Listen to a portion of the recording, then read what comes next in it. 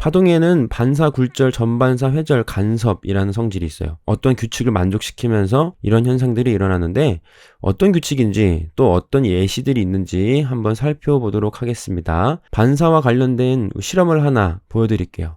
용수철을 잡고 이렇게 잡아서 제꼈어요. 그랬더니 파동이 만들어졌고요. 반사하는 모습을 볼 수 있습니다. 이렇듯 파동은 반사하는 성질이 있는데요. 이 파동이라는 게 이런 용수철의 진동 말고도 여러 가지가 있잖아요. 예를 들면 빛, 소리, 지진파, 물결파 이런 파동들 모두 반사하는 성질이 있습니다. 그 중에서 빛을 예시로 반사에는 어떠한 규칙들이 만족되고 있는지 한번 살펴보도록 하겠습니다. 빛의 반사는 이렇게 거울만 봐도 알 수 있죠. 그림으로 한번 살펴볼게요. 거울에다가 이렇게 광선을 쏘는 모습을 한번 그려봤습니다.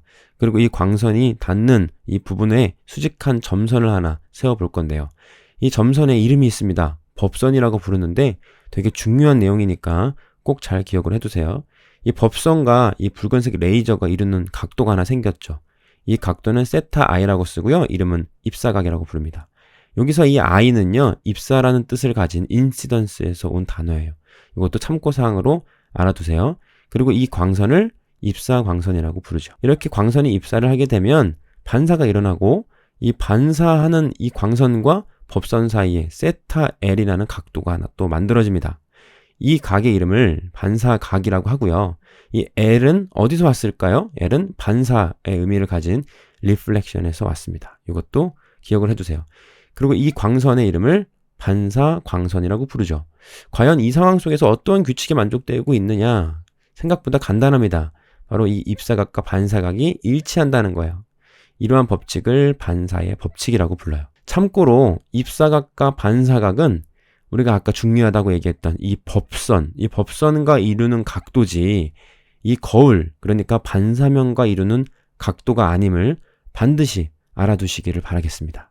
빛이 이렇게 들어오면 반사의 법칙에 맞게 정해진 곳으로 반사가 일어나죠.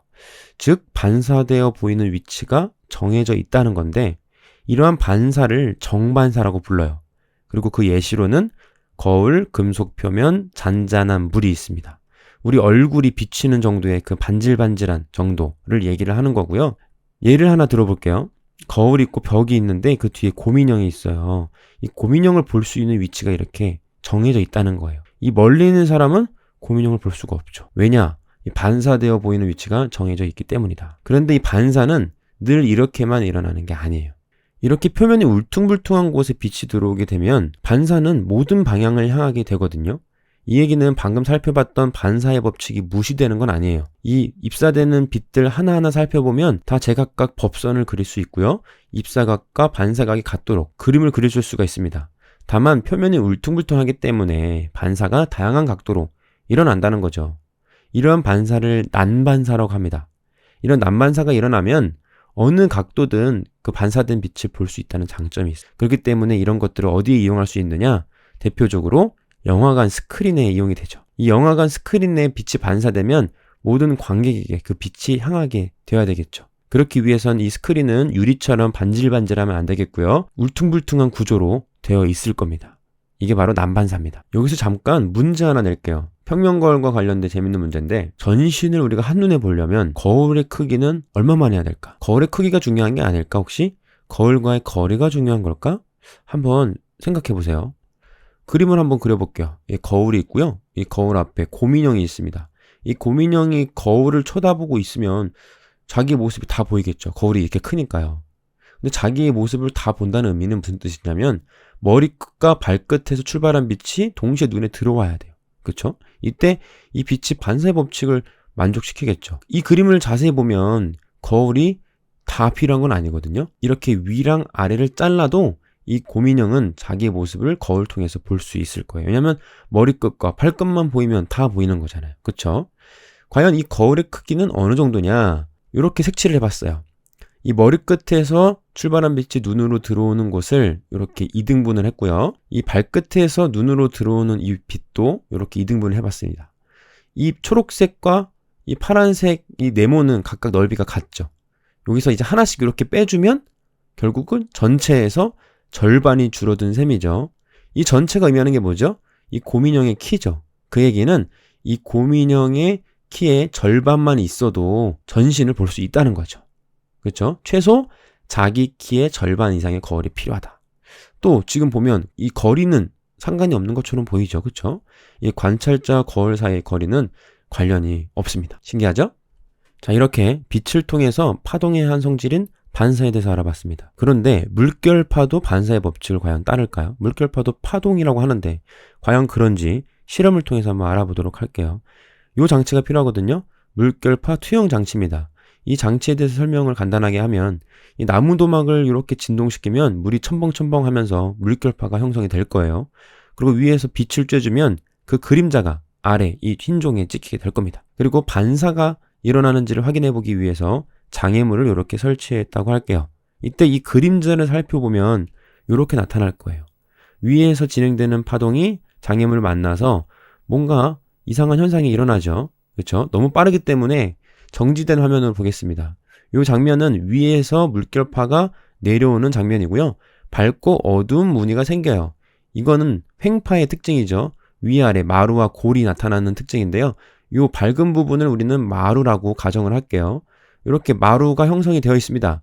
이 마루는 이 선은 파면이라고 하는데 이 파면은 위상이 같은 점들로 이루어진 선이에요. 자, 이 선에 수직한 선을 이렇게 그을 수가 있거든요. 이 선이 바로 파동의 진행 방향입니다. 참고로 알아두세요. 자, 그리고 반사되어 나오는 모습을 보면 이렇게 그릴 수가 있겠죠. 자, 이때도 마찬가지로 수직한 선을 그려주면 파동의 진행 방향을 확인해 볼 수가 있어요. 자, 이 장면을 한 번에 이렇게 그려보면 이렇게 그릴 수가 있겠죠. 자, 여러분이 보실 때 반사의 법칙을 만족하는 것 같나요? 이때 법선 그려주고 입사각 반사각 그려주고 재보면 되겠죠. 자, 재보면 알겠지만 비슷하죠. 네, 입사각과 반사각이 같습니다. 즉 반사의 법칙을 만족한다는 거죠. 그렇죠? 물결파도 반사의 법칙을 따릅니다. 반사는 파동의 기본적인 성질이기 때문이죠. 뭐 소리, 초음파, 지진파 이런 것들도 다 마찬가지예요. 우리가 앞으로 파동의 성질들을 여러 가지 배울 텐데 예시는 뭐 한 가지, 두 가지만 하겠지만 다른 파동들도 그런 성질들을 보일 것이다 라는 것을 받아들이면 되겠습니다. 자, 이제 파동의 굴절을 살펴볼 거예요. 방금 썼던 이 물결파 투영 장치를 겉대로 갖다 놓고 유리판만 물에다가 퐁당 담갔습니다. 이 상태에서 나무도막을 막 진동시키면 물결파가 생기겠죠. 그 결과 어떻게 됐느냐? 이렇게 됩니다. 하얀색 선은 마루를 연결한 파면이고요. 유리판 위에 뭔가 변화가 나타났죠. 두 가지 변화가 나타났다고 얘기를 할 수 있는데 첫 번째, 이 파장이 짧아졌어요. 이 마루와 마루를 연결한 이 거리, 파장이죠. 이 파장이 짧아졌다는 거는 이 파동의 속력이 느려졌다라고 해석을 할 수 있는데 왜 그랬을까요? 그리고 두 번째, 이 파면과 수직한 선을 그어보면 파동의 진행 방향을 알 수 있죠. 그거 봤더니 진행 방향이 꺾였네, 굴절했네. 왜 그랬을까요? 그 이유는요, 이 유리판을 놓음으로써 이 물의 깊이가 달라졌기 때문이거든요. 이 물결파는요, 물의 깊이가 깊어질수록 속력이 빨라집니다. 그리고 얕을수록 느려져요. 왜 느려지냐면 이 물결파가 진행될 때 바닥이 얕으면 이 물결파의 진행을 방해해요. 그래서 얕으면 얕을수록 파동의 속력이 느려진다고 이해를 하시면 될 것 같아요. 어쨌든 파동은요, 이렇게 매질의 조건에 따라서 속력이 변해요. 물결파 같은 경우는 깊이가 변수였죠. 다른 것들도 별도의 변수가 있거든요. 그리고 그 속력이 변하면 굴절을 해요. 속력이 변하면 왜 굴절을 하는지는 잠시 이후에 하도록 하겠습니다. 그 전에 잠깐 연습 문제 한번 풀어보도록 할게요. 자, 요런 그림이 있습니다. 자, 문제. 매질 1과 매질 2에서의 파동의 속력을 구해봐라. 자, 이 장면은 지금 이 x 사이에서 굴절이 일어나는 상황인데요. 이 밝은 부분과 밝은 부분 사이의 이 간격을 방금 전에서 우리는 파장이라고 한다 그랬잖아요. 이 파장의 길이가 매질 1에서는 5cm고 매질 2에서는 3cm예요. 이것만 봐도 어디에서 더 빠른지, 어디 깊이가 더 깊은지를 알 수가 있어요. 어디가 더 빠르죠? 바로 매질 1. 한 번에 5cm간 이 매질 1이 더 빠르죠. 그 얘기는 매질 1의 깊이가 더 깊다라는 걸 알 수가 있겠죠. 자, 그러면 구체적으로 속력을 한번 구해보겠습니다. 속력을 알려면 진동수를 알아야 되겠죠. 조건이 주어졌네요. 이 P점에서 마루에서 마루가 되는데 0.2초가 소요된다. 주기를 알려줬어요. 주기는 0.2초네요. 주기를 알면 진동수를 알 수 있죠. 진동수는 0.2를 뒤집으면 5가 됩니다. 단위는 헤르츠고요. 자, 그리고 Q점의 진동수가 얼마니? 물어봤을 때 이 역시도 5Hz라는 것을 알 수 있죠. 왜냐하면 파동이 한번 발생하면요. 그 파동이 발생한 지점을 파1이라고 하는데요. 파동이 파1을 떠나면 진동수가 절대로 변할 수가 없어요. 이 점을 꼭 반드시 유념해 두시길 바라겠습니다. 자, 그럼 속력을 구하는 방법, 우리 공식이 있죠. V는 F람다, 진동수 곱하기 파장의 길이로 구할 수가 있어요. 매질 1에서의 속력은 매질 1에서의 진동수 곱하기 매질 1에서의 파장, 그리고 매질 2에서의 속력은 매질 2에서의 진동수 곱하기 매질 2에서의 파장입니다. 자, 이 식에다가 각각 대입을 해보죠. 어차피 진동수는 같으니까 이렇게 5Hz를 대입할 수 있고요. 파장의 길이는 그림에 있는 것처럼 5cm, 3cm를 대입해보면 되겠습니다. 자, 그 결과 매질 1에서는 초당 25cm, 매질 2에서는 초당 15cm라고 나오네요. 역시 매질 1에서 더 빠르다는 걸 알 수 있겠죠. 자, 이때 이 파면과 수직한 선을 그어서 진행 방향을 보면 꺾이는 방향을 확인해 볼 수가 있는데요. 파동의 굴절은 파동의 속력이 이렇게 느린 쪽으로 꺾이게 됩니다. 느린 쪽으로 꺾인다는 게 한 번에 이해가 되지 않을 수가 있어요. 자, 그러면 이렇게 법선을 한번 그려볼게요. 법선을 그려봤을 때 이때 입사각 세타 i를 표시할 수 있겠죠. 자, 그리고 또 굴절하는 쪽에도 각도가 이렇게 생기는데요. 굴절각을 우리는 이 세타 r로 들 거예요. 이 r은 이 굴절의 뜻에서 나오는 단어거든요. 리프렉션에서 이 r이 나오는 겁니다. 참고로 알아두세요. 자, 그렇게 비교했을 때 이 세타 i랑 세타 r을 비교해보면 세타 i가 더 큽니다. 속도가 더 느린 곳의 각도가 더 작습니다. 그렇게 이해하시면 되겠어요. 아니면 이 느린 쪽으로 굴절이 일어난다, 이게 이해가 되면 그렇게 기억을 하시면 될 것 같아요. 자, 그러면 왜 굴절하는 거지? 한번 살펴봅시다. 왜 그런지를 알아보기 위한 좋은 예시가 하나 있거든요. 개 한 마리와 펭귄 한 마리를 준비했어요. 그리고 달리기 시합을 시킬 거예요. 과연 누가 이길까요? 당연히 개가 이기겠죠. 하지만 중간에 이렇게 강이 있으면, 헤엄을 쳐야 한다면 얘기가 달라지겠죠. 과연 누가 이길까요? 각각 도착 지점까지 가기 위한 경로가 달라질 수밖에 없거든요. 예를 들면 개는 육지에서 빠르기 때문에 이런 경로, 물에서는 최대한 짧고 육지에서는 긴 경로를 선택하겠죠. 펭귄은 자기가 수영선수라는 걸 알잖아요. 최대한 빨리 물속에 풍덩 들어가서 헤엄을 오래 치고 그리고 이렇게 도착 지점까지 가겠죠. 중요한 건 이들이 왜 이런 경로를 선택했냐는 거예요. 이들은 이 경로가 최소 시간이라는 걸 알고 있기 때문이죠. 근데 정말 신기한 건 파동도 그걸 알고 있거든요. 파동도요, 어떤 경로로 가야 시간이 제일 적게 걸리는지를 알고 있어요. 이걸 최소 시간의 원리라고 하고요. 다른 말로는 페르마의 정리라고 얘기를 합니다. 사실 우리가 굴절이 왜 일어나는지를 알 필요는 없어요. 중요한 건요, 이 매질의 경계에서 속도가 달라지면 속도가 느린 쪽으로 꺾인다고 했는데 왜 느린 쪽으로 꺾이지? 이런 질문에 대한 답으로 지금 표시해둔 파동은 최소 시간의 원리를 지키는 방향으로 진행한다. 이 얘기를 떠올리면 됩니다. 그래서 매질이 속도가 느린 쪽으로 꺾인다는 거예요. 아시겠죠? 아직도 파동의 속력이 느려지는 쪽으로 굴절을 한다는 게 정확히 무슨 의미인지 체감이 안 되는 경우도 있을 수 있어요. 자, 그런 사람들을 위한 좋은 팁입니다. 굴절 방향 찾는 방법. 이런 상황을 상상해 보세요. 아스팔트와 모래사장의 경계가 있고요. 자동차 한 대가 이렇게 진입을 하고 있어요. 이때 이렇게 진행 방향이 설정되어 있다고 했을 때 비스듬하게 들어간다면 이 자동차의 한쪽 바퀴가 모래사장을 먼저 밟게 되겠죠. 그렇기 때문에 이 자동차의 바퀴가 돌아가는 속도가 달라집니다. 그렇게 되면 느려지는 쪽으로 이렇게 꺾어지게 되겠죠. 그쵸? 자, 이런 식으로 이해했을 때 이해가 됐다. 그러면 요거를 앞으로 활용하시면 되겠습니다. 다만 이 예시는 이해를 돕기 위한 도구일 뿐이에요. 그렇기 때문에 실제와는 다르다는 거 꼭 기억을 해두세요. 그래서 반드시 이해를 돕는 방법으로만 사용해야 된다는 거 명심하시길 바랍니다. 자, 레이저로 실험을 하는 장면입니다. 이렇게 세 군데에서 반사가 일어난다는 거 눈으로 확인할 수 있죠? 그리고 우리가 방금 전에 배운 굴절 찾을 수 있거든요. 어디죠? 바로 이곳이죠. 공기에서 물속으로 들어가면서 파동의 속력이 바뀌면서 이렇게 파동의 속력이 느린 쪽으로 이렇게 꺾어진다는 거죠. 이런 빛의 굴절을 이용한 예가 렌즈 아니겠어요? 이 볼록 렌즈에서는 빛이 어떻게 굴절할까요? 빛이 이렇게 진행하면요, 안에서 이렇게 두 차례 굴절을 하게 됩니다. 이 매질의 경계를 만나면서요.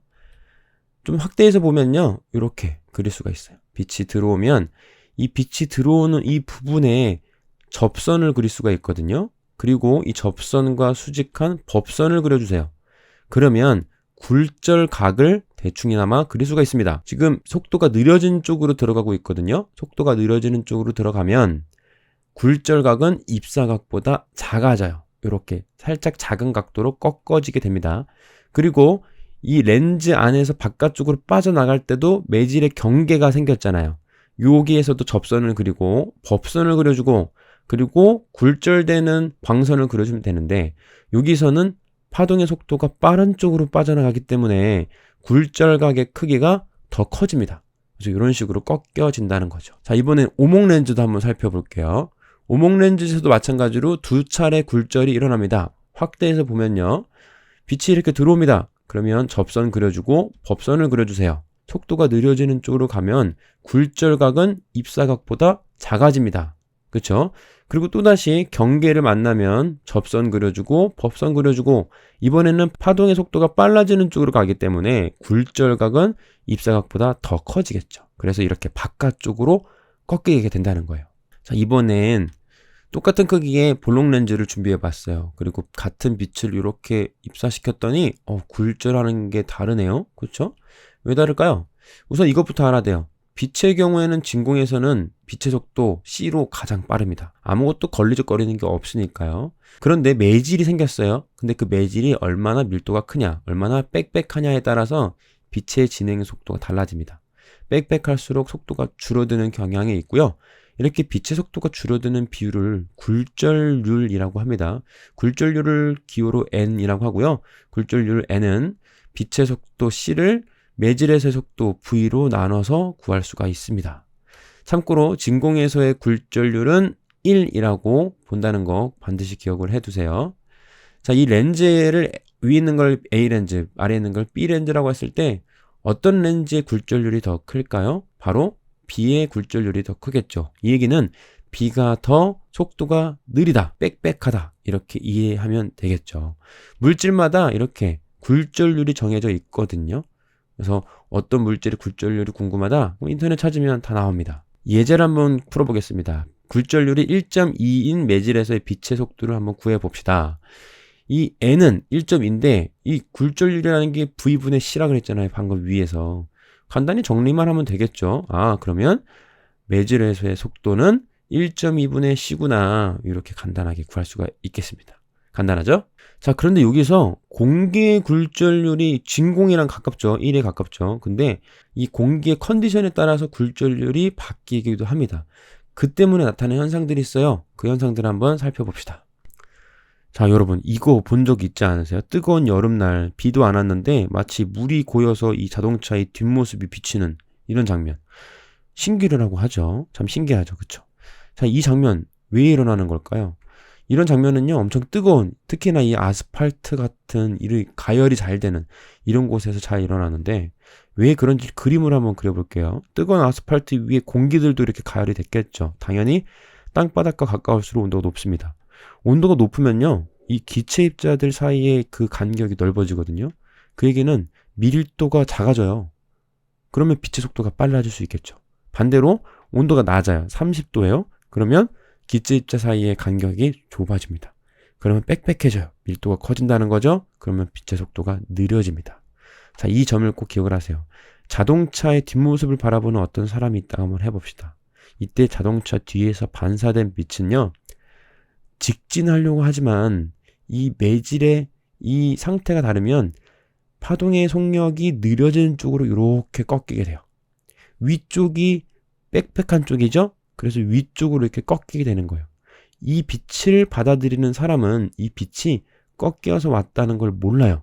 그래서 자기한테 들어오기 그 직전의 빛을 거꾸로 직진해서 딱 그려보면 그 자동차가 바닥에 있는 것처럼 보인다는 거죠.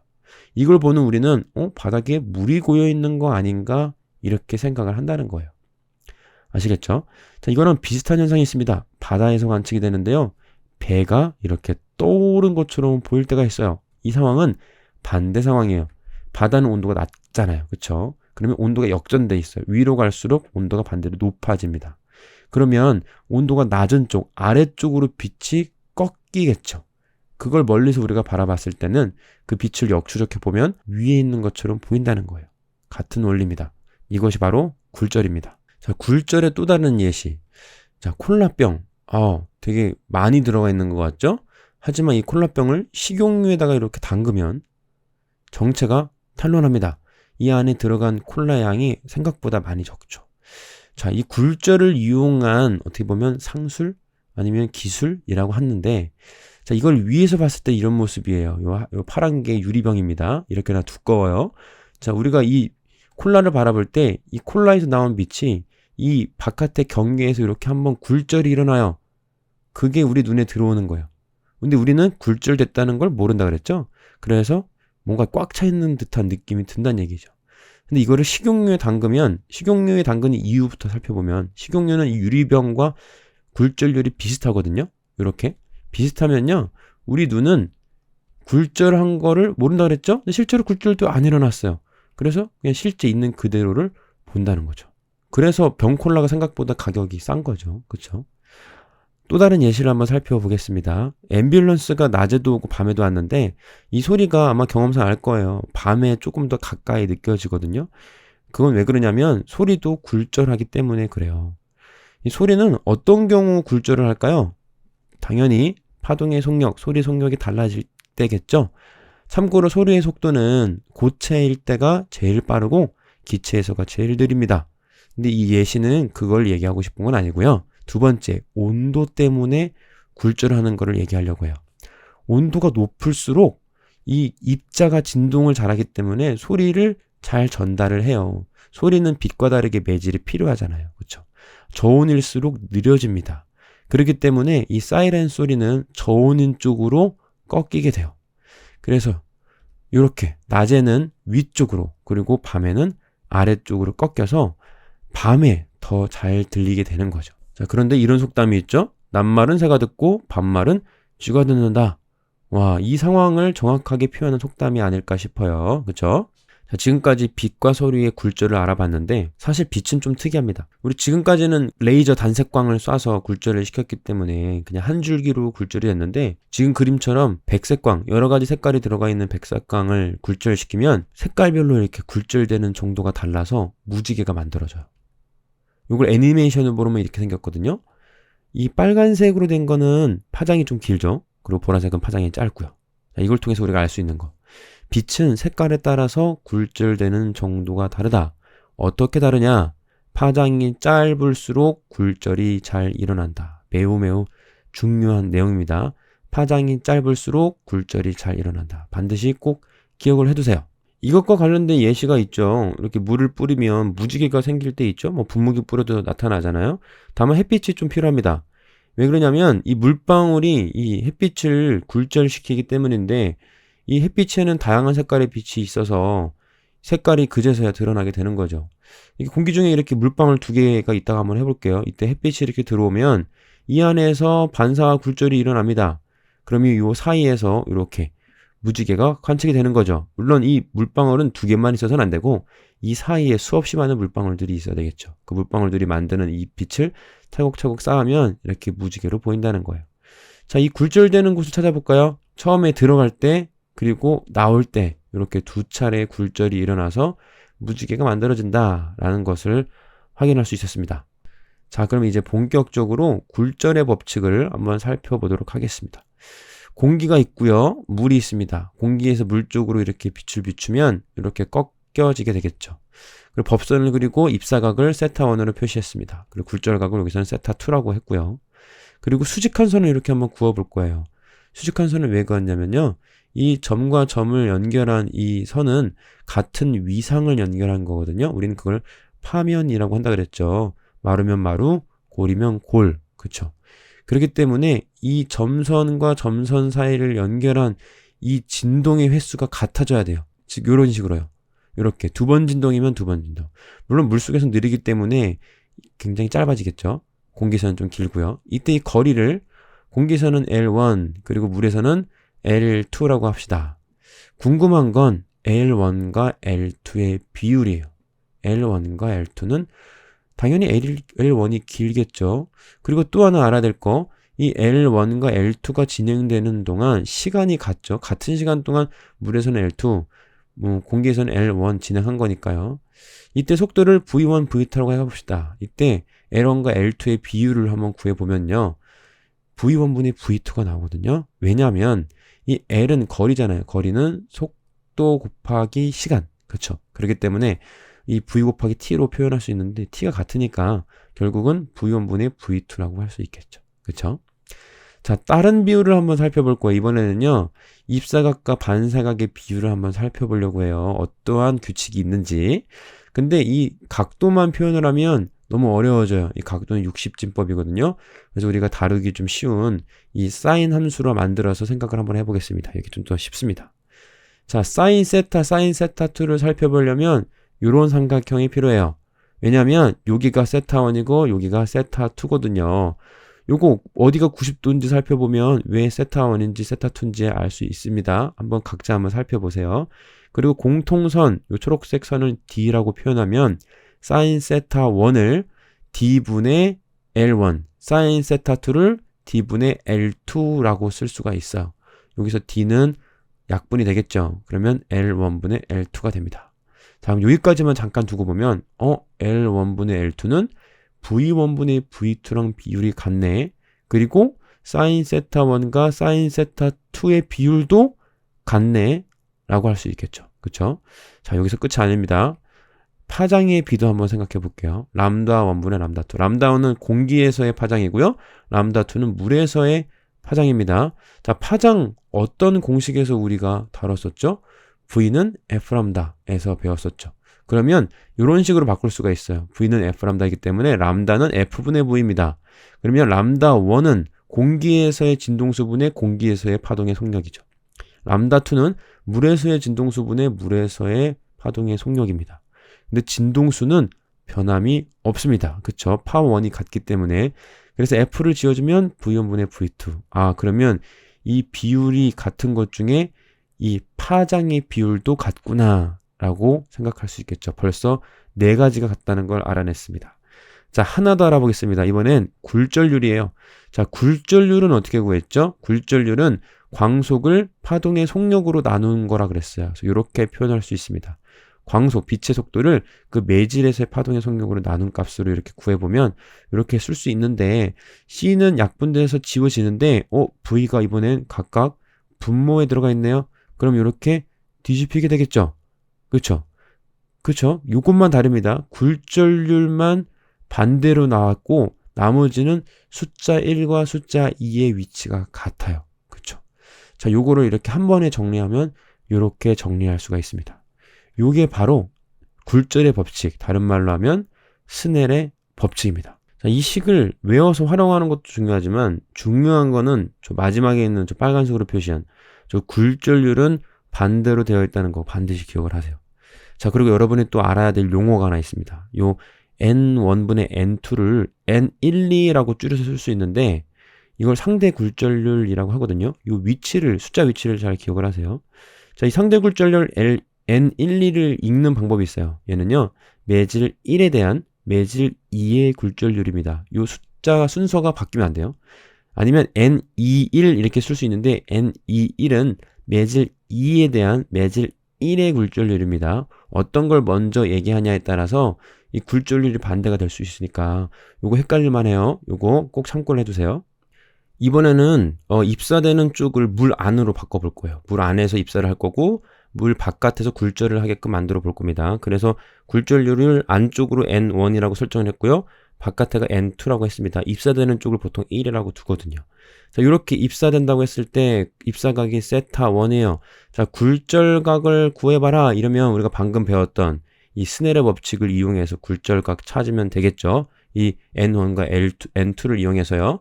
자, 어쨌든 파동의 속력이 빨라지는 쪽으로 가기 때문에 굴절각이 더 커진다는 걸 알죠. 그래서 세타2로 좀 더 커집니다. 이런 상황, 그러니까 굴절률이 큰 곳에서 작은 곳으로 진행하는 빛도 결국 스넬의 법칙을 만족한다는 거 꼭 기억을 해두세요. 자, 전반사를 영어로 하면 Total Internal Reflection, 전체 내부 반사. 이 얘기는 이 밀도가 큰 이 매질 안쪽에서 일어나는 반사다 라고 이해하면 되겠죠. 자, 세 가지 상황은 그려놨는데요. 이 상황 속에서 어떤 경우가 전반사가 일어나는 경우죠? 바로 제일 오른쪽이죠. 제일 왼쪽은 아직 굴절이 90도가 안 됐어요. 그쵸? 그리고 가운데는 90도가 됐습니다. 이때 이 90도가 됐을 때 요 입사각 세타 i가 바로 세타 c 임계각이라는 거죠. 그쵸? 자, 임계각에서 이 어떤 공식을 하나 끌어낼 수 있거든요. 스넬의 법칙의 일부를 갖고 왔습니다. 이 사인 세타 1분의 사인 세타 2는 n2분의 n1인데 여기다가 적절한 숫자들을 대입을 해서 공식을 하나 뽑아낼 거예요. 자, 굴절을 90도로 했기 때문에 90도, 사인 세타, 사인 90도는 1이잖아요. 그래서 사인 세타 2를 1이라고 대입을 하고요. 세타 1은 그때 임계각이니까 세타 c잖아요. 그쵸? 세타 c로 대신 대입을 하고요. n1을 n이라고 가정을 할게요. 어떤 굴절률 n을 가진 물질에서 입사를 시킨 상황이에요. 그리고 굴절되는 쪽은 진공이라고 가정을 하면 n2는 1이 되겠죠. 이 식들을 대입을 하면 이렇게 간단해집니다. 사인 세타 c분의 1은 n이다 라고 얘기를 할 수 있겠죠. 이 얘기는요, 굴절률을 알면 임계각을 알 수 있다는 거예요. 또 반대로 임계각을 알아냈다. 그 물질의 굴절률을 알 수 있다 라고 해석할 수 있겠습니다. 자, 또 다른 해석. 굴절률 n이 클수록 세타 c는 작아지겠죠.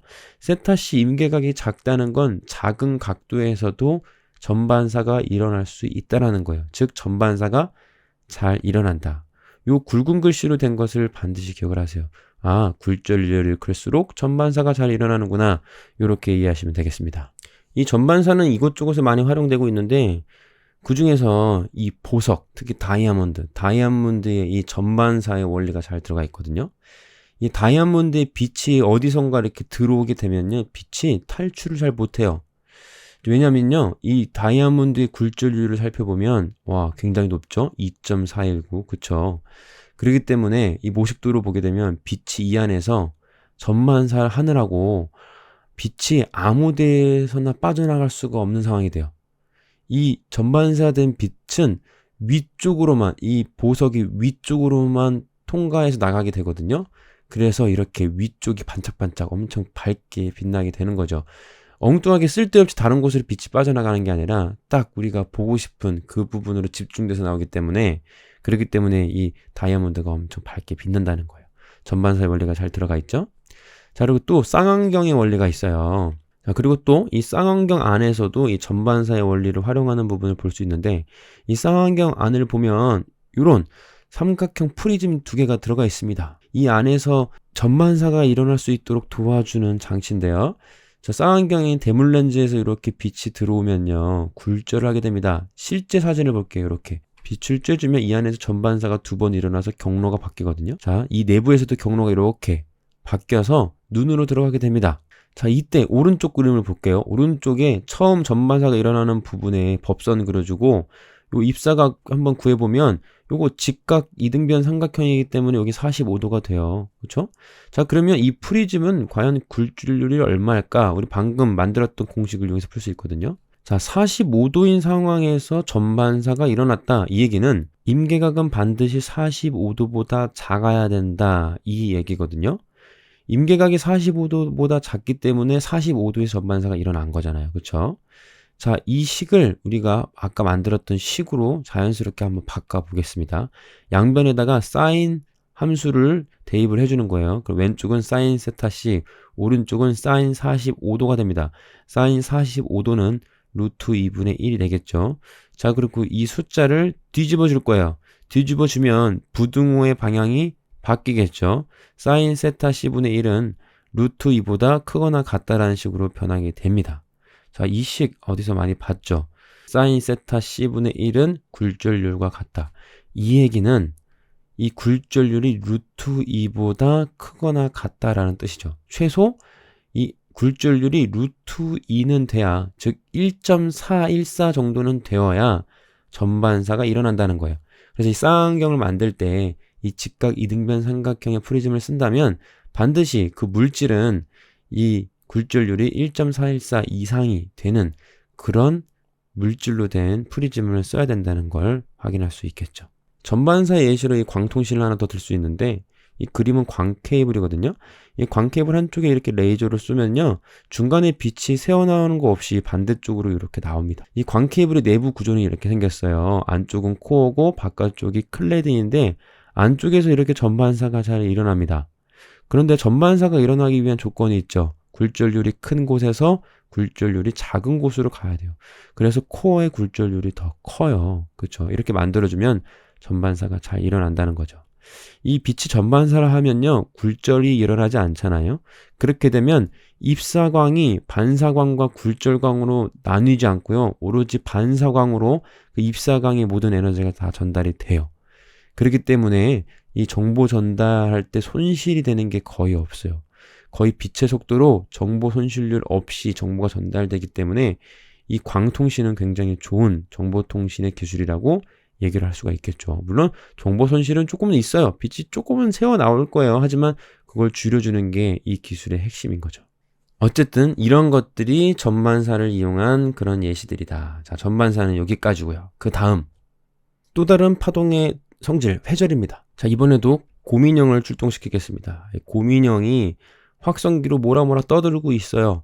그리고 어떤 사람이 이 소리를 듣고 있겠네요. 자, 이 상황에서는 들리겠죠? 근데 벽이 이렇게 있어요. 틈이 좀 있습니다. 이런 상황에서 소리가 들릴까요? 이렇게 선을 연결해보면 들려요. 그쵸? 근데 여기 있는 사람은 소리를 들을 수 있을까요? 저 벽 끝에를 뾰족하게 만든 이유는 반사의 효과를 최대한 줄여보려고 지금 한 건데, 가정을 해봅시다. 반사가 일어나지 않는다. 과연 들릴까요? 근데 신기하게도 들려요. 왜냐면 이렇게 소리도 이렇게 휘거든요. 이게 매질의 경계가 아닌데도 경로가 휠 수가 있어요. 그런 현상을 회절이라고 합니다. 이 회절 현상, 이거 왜 꺾이지? 한번 살펴보겠습니다. 자, 예를 들면 이런 물결파의 진행을 볼 수 있는데, 위에서 이렇게 물결파가 날아나게 올 때 요 작은 틈으로도 이 파동이 이렇게 전달이 됩니다. 양방향으로, 사방으로 이렇게 퍼지는 이런 현상을 회절이라 하는데요. 자, 실제 사진이 이렇게 생겼죠. 이렇게 쭉 퍼지는 모습 보이죠? 그리고 이 틈이 두 개일 때는 각각의 틈에서 이렇게 파동이 이렇게 전달됩니다. 이런 현상을 회절이라고 해요. 파동은요, 작은 틈만 있어도 그 틈으로부터 퍼져나갈 수가 있어요. 그리고 장애물이 있어도 장애물을 잘 피해서 전파될 수가 있습니다. 이 사진 속에서도 빛이 회절했다는 걸 알 수 있는데요. 이 문의 요 경계, 어떻게 보면 장애물이죠. 이 장애물을 피해서 빛이 전달되는 걸 볼 수가 있어요. 이렇게 일직선을 그었을 때요, 빛이 이렇게 코너링을 합니다. 장애물이 있어도 피해 나갈 수 있다는 얘기죠. 그래서 가까운 쪽은 선명하고요, 바깥쪽은 흐려요. 왜냐면 빛이 안쪽으로 휘어서 들어왔기 때문에 그렇습니다. 자, 이 장면을 통해서도 알 수 있죠. 자, 그림자를 보면요, 안쪽은 선명한데요, 저 멀리는 빛이 이렇게 들어왔기 때문에 꺾여서 여기는 흐린 거예요. 빛이 이 매질의 속도가 달라진 것도 아닌데, 파동의 속도가 달라진 것도 아닌데 이렇게 꺾여진다는 거예요. 장애물을 만나면 이렇게 휘어 들어가는 성질이 있습니다. 이런 성질을 회절이라고 하는 거예요. 자, 이번엔 레이저를 통해서 회절의 효과를 한번 살펴볼 건데요. 이런 작은 틈이 있다가 한번 해봅시다. 이 틈으로 레이저를 이렇게 통과시키면 어떻게 보일까요? 이 레이저는 퍼지는 빛이 아니잖아요. 일직선으로 가는 빛이기 때문에 아마 결과 이렇게 되지 않을까 예상할 수 있지 않을까요? 그런데 실제로 실험을 한번 해보면요, 이렇게 실제로 작은 틈을 준비하고 레이저를 쏘면 그 결과 이렇게 나오지 않습니다. 이렇게 나옵니다. 좌우로 퍼져서 나와요. 좌우로. 장애물을 피해서 이렇게 퍼지는 거예요. 자, 이렇게 틈에 레이저를 쏘면 이렇게 퍼진다는 거죠. 이게 바로 회절이에요. 소리도 빛처럼 회절을 하거든요. 파동이니까요. 그런데 소리는 높은 음과 낮은 음이 있어요. 그리고 이 음의 높이에 따라서 회절하는 정도가 달라집니다. 과연 높은 음과 낮은 음, 어떤 음이 회절을 잘할까요? 이 아저씨가 그 실험을 하는 걸 보여줄 텐데요. 파도 소리가 철썩철썩 들릴 거예요. 그리고 이 아저씨의 가슴팍에 있는 마이크로 그 소리를 담아 볼 겁니다. 그리고 아저씨가 점점 이 파도로부터 멀어질 텐데요. 그 소리가 어떻게 바뀌는지 한번 들어보세요. You're listening through this microphone. Here I can see the breaking waves and I can hear both the short and the long wavelength sound. As I walk away from the cliff, I hear much less of the short wavelength sound, but I still hear the long wavelength low frequency sound that diffracts over the top of the cliff. 마지막에 소리가 되게 묵직해지는 듯한 느낌 받으셨나요? 한번 궁금하면 다시 한번 영상을 한번 보셨으면 좋겠고요. 요거를 정리를 하면, 자, 가까이 파도가 치는 걸 바라보면서 있을 때는요, 이 파도가 칠 때 높은 음이 발생하고 낮은 음이 동시에 발생하는데 이 소리가 동시에 들립니다.